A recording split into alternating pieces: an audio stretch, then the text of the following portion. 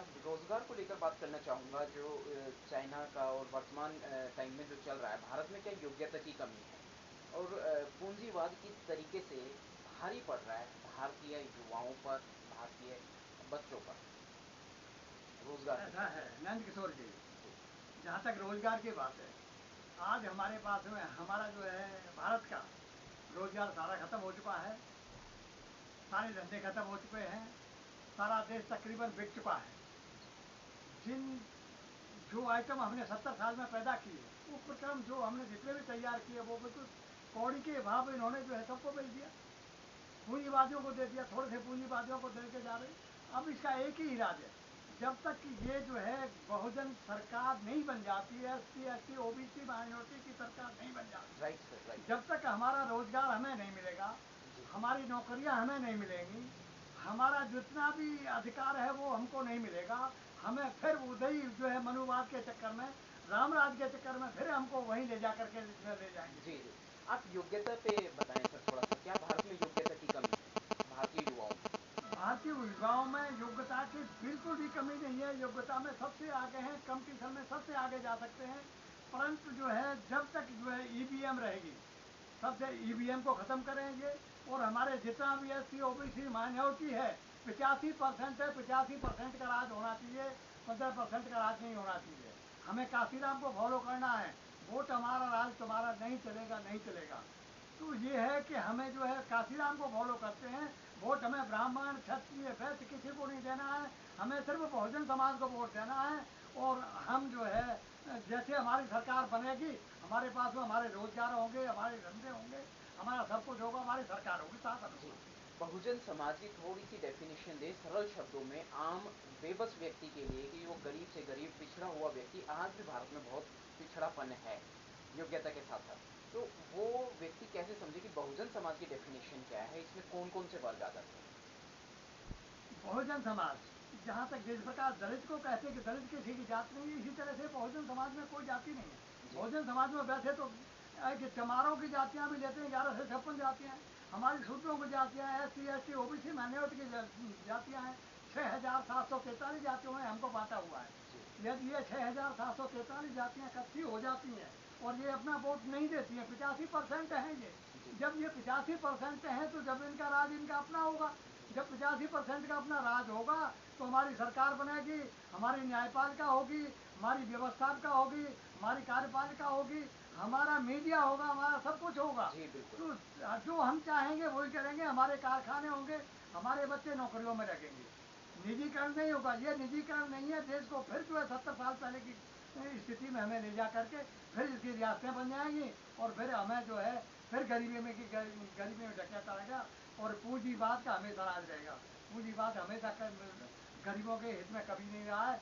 एक पूंजीपति बनने के लिए कम से कम 3 लाख आदमियों का शोषण करना पड़ता है, जब एक पूंजीपति बनता है। जी, ये तो बहुत बुरी बात है कि 3 लाख लोगों का शोषण होता है, 3 लाख परिवार जो हैं मतलब इसमें, क्योंकि वो 3 लाख परिवारों से हैं वो 3 लाख आदमी।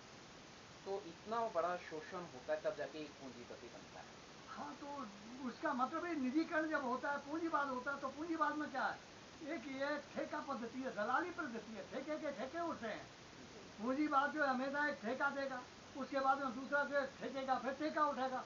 तो वो ठेके के ठेके उठते उठते और जाकर के मजदूर के ऊपर पड़ते हैं। मजदूर को सिर्फ जो है लाभ नहीं मिलने करके नहीं, खाली रोटी मिलेगी, मज़दूरी मिलेगी बस उसको। मजदूरी मिलेगी उसको, और हाँ कुछ जी, जिससे पेट भर सके। जी, न उसके बस। बच्चे पढ़ सकेंगे, न एजुकेशन ले सकेगा, और वो गरीब का गरीब रह जाएगा। हाँ, पीढ़ी दर पीढ़ी। भारत जो है इस समय देश हमारा भारत की ये पोजीशन रही है ब्राह्मणवाद के चक्कर में कि सबसे ज्यादा सस्ता मजदूर विश्व के अंदर इंडिया में ही मिलता है। कितनी सबसे बुरी ज्यादा बात। प्रोडक्शन सबसे गरीब मजदूर का है यहाँ पर, जी, जो यहाँ पर जो सुलभ है मिल रहा है। इसलिए यहाँ पर जो है बहुजन सरकार होनी चाहिए आज की तारीख में। बिल्कुल, लोकतंत्र को देखते हुए, बहुमत देखते हुए बहुजन सरकार होना बहुत ज़रूरी है। बहुजन सरकार होना तो जरूरी इस है। बात को हमारा जो भारतीय वर्ग है वो कब समझेगा? भारतीय जनता इस बात को, लोकतंत्र कब समझेगा? ये तो सारे के सारे इस समय जो वर्तमान सरकार है उसके हित में जा रहे हैं सारे। करेक्ट। वर्तमान सरकार की रणनीति, राजनीति, चाल को नहीं समझ रहे हैं, कोरोना का चक्रव्यूह नहीं समझ रहे हैं। देखिए, एक बड़ी सीधी सी बात है बहुजन समाज की। जैसे देश जो है आज़ाद हुआ, बाबा साहब ने आरपीआई का गठन किया। आज आरपीआई की तमाम 15-20 जो है वो बन गई। बिल्कुल शाखाएं बन गई हाँ, हैं। सब तरह से ये बढ़ गया। और जो है आज जो अम्बेडकर युग जो चल रहा है, कॉन्स्टिट्यूशन ऑफ इंडिया बना है, अम्बेडकर युग और उधर मनु युग यानी ब्राह्मण युग है। तो उसमें हम ये देखते हैं कि जब तक ये जो है मनु युग, जब तक ब्राह्मणवाद रहेगा, जब तक पूंजीपति रहेगा, ब्राह्मण नहीं रहेगा, पूंजीपति नहीं रहेगा। तो इसलिए हमें जो है बहुजन सरकार हमें बनानी है हर हालत में। जब तक बहुजन सरकार नहीं बनेगी जब तक कुछ भी नहीं है। और बहुजन सरकार के लिए जैसे आज हमारे पास में बहुजन समाज पार्टी है, तो इसी तरह से हमारे पास में कम से कम 25-30 पार्टियां हैं हमारी भी। बिल्कुल है जी। और इधर उधर से 48 पार्टियां उसकी जो है ब्राह्मणवाद की हैं। तो वो सारी की सारी एक हो जाती है। चुनाव के समय में हम एक नहीं हो पाते। हम एक नहीं होते, हम बिखरे हुए हैं। तो हमें ये देखना है कि वोटिंग के समय में हमें जो है जिस तरह से वो जो है इकट्ठे हो जाते हैं, हमें भी बहुजन अम्बेडकर युग के नाम पर हमें इकट्ठा होना है और हमें टक्कर लेनी है 15%। हमारी सरकार बनेगी। इस बात पर थोड़ा सा प्रकाश डालिए कि आप एक लेखक भी हैं, विचारक भी हैं, प्रकाशक भी हैं, कि जो 85% के ऊपर ये 15% किस तरीके से भारी पड़ जाता है कि हमारा सारा लोकतंत्र उन्हीं का हो जाता है। देखिए, ये बिल्कुल बड़ी सीधी सी बात है। आज जो है जो कुछ भी चल रहा है, आप देखेंगे इलेक्शन के समय में कि जितने भी जो है आज का ब्राह्मण भगवान है, कहीं स्वर्ग में बैठा हुआ, कहीं दूसरे देश में बैठा हुआ, और कोई कहीं भगवान नहीं है। क्योंकि जब चुनाव होते हैं तो ब्राह्मण ही जो है द्विज वर्ण में से होकर के आते हैं। आज का क्षत्रिय वर्ण का शासक वर्ग है। क्षत्रियों को जब हम देखते हैं आज का शासक वर्ग है। जहाँ तक व्यापार को देखते हैं तो हम सारे उद्योग धंधे जितने व्यापार हैं वेश वर्ग के हाथ में है। यानी ब्राह्मण क्षत्रिय वैश्य के हाथ में सब कुछ है। जब चुनाव होता है तो उस चुनाव में इसी द्विज वर्ग के MP और MLA बनकर के चुन करके आते हैं और हमारे लोग रह जाते हैं। हमारी सरकार नहीं बन पाती है। जब सरकार हमारी नहीं बन पाती, आज भी देख लीजिए हमारे कम से कम 40% जो है ब्राह्मण है, और इसमें जो है सब मिलाकर के देखे जाए तो 60% वही हो जाते हैं। हम लोग नहीं जो है इसमें जो है सरकार बना पाते हैं। और जब सरकार नहीं बना पाते हैं तो जो वो करना चाहते हैं वही चाहते हैं। कांग्रेस और बीजेपी दोनों की एक ही पार्टी है। राइट। और जो है एक पक्ष में रहती है, एक विपक्ष में रहती है। जी। आज भी हम अखबार पढ़ते हैं और जितना भी जो है टेलीविजन में देखते हैं, जो समाचार देखते हैं, तो सिर्फ कांग्रेस और बीजेपी की वार्तालाप होता है, बातचीत होती है, चाहे तो उनके पक्ष में बोलो या विपक्ष में बोलो। तीसरी पार्टी का किसी का नाम नहीं आता है, किसी का प्रचार नहीं होता।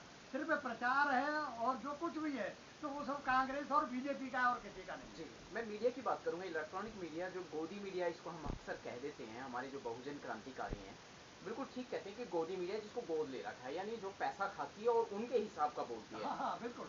लेकिन वास्तविक तथ्यों को नहीं दिखाती। वर्तमान में क्या चल रहा है, लोकतंत्र पे क्या गुजर रही है, आम पब्लिक की क्या बात है, उस पर कोई फोकस उनका नहीं। आम पब्लिक के ऊपर तो फोकस क्यों नहीं हो सोशल पाता। मीडिया अगर करती है तो वो सोशल मीडिया के खिलाफ भी मीडिया में दिखाते हैं, गोदी देखिए मीडिया में।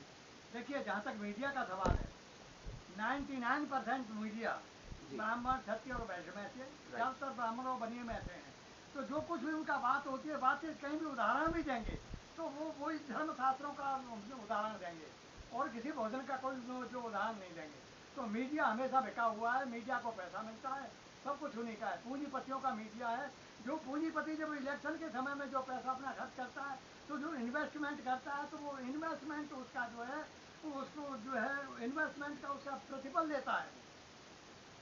जो SC ST OBC माइनॉरिटी गरीब कभी जो है चंदा नहीं दे पाता है, क्योंकि उसके पास में चंदा है ही नहीं। चंदा तो पूंजीपति देते हैं, पूंजीपति निवेश करते हैं और उस निवेश का वो फायदा उठाते हैं। जितना भी जो कुछ भी सरकार में कायदे में नियम बनते हैं, तो वो सारे के सारे उसी नियम जो है पूंजीपतियों के हक में बनते हैं और पूंजीपति उससे फायदा उठाते हैं।